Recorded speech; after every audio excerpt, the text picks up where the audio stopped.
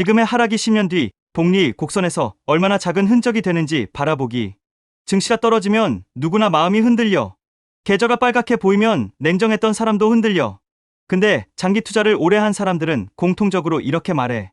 지금의 하락. 10년 뒤 차트에서 보면 그냥 작은 점 하나야. 왜 그렇게 말할까? 첫 번째, 단기 하락은 복리 그래프에서 노이즈일 뿐이다. 복리는 시간이 지나면서 기울기가 점점 가팔라지는 구조야. 10년, 20년이 지나면 그래프가 위로 휘어 올라가는데 지금의 마이너스 10%, 마이너스 20% 빠짐은 그 곡선에서 보면 정말 작은 흔적이야. 우리가 하루, 한 달 단위로 보면 큰 폭락 같지만 10년 단위로 보면 거의 보이지 않는 흔적이 된다. 두 번째, 진짜 중요한 건 하락 구간에서 얼마를 모았느냐다. 증시가 하락할 때 장기 투자자가 해야 할 질문은 단 하나야.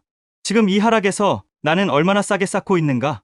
장기 투자의 수익률을 결정짓는 건 상승장이 아니라 하락장에 얼마나 모았는가야. 세 번째, 과거 모든 폭락은 10년 뒤 보면 작은 점이었다. 닷컴 버블 폭락, 2008 금융위기, 코로나 쇼크. 그 당시에 투자자들은 세상이 무너지는 줄 알았어. 하지만 지금 장기 차트를 펼쳐보면 그 폭락들 그래프에서 거의 안 보여.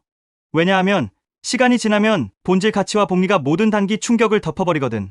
네 번째, 단기 충격은 기억에 남아도 장기 수익률에는 거의 영향이 없다. 사람은 하락장에서 멘탈이 흔들려서 고통을 느끼고 그 감정은 오래 기억에 남아. 하지만 숫자는 달라.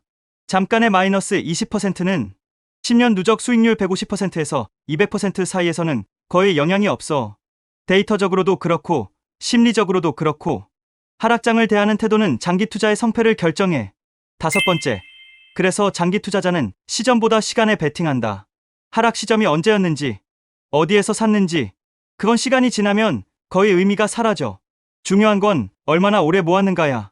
시점은 운이지만 시간은 노력으로 만들 수 있어. 결론, 지금의 하락은 10년 뒤엔 흔적도 안 남는다. 장기 투자는 현재의 가격보다 미래의 내 자산 구조를 바라보는 게임이야. 따라서 지금 해야 할 건 공포가 아니라 차분한 축적, 꾸준한 적립, 그리고 시간의 편에 서는 것. 지금의 하락은 10년 뒤에 그때 그냥 조금 더 사둘 걸. 이렇게 기억될 가능성이 훨씬 높아.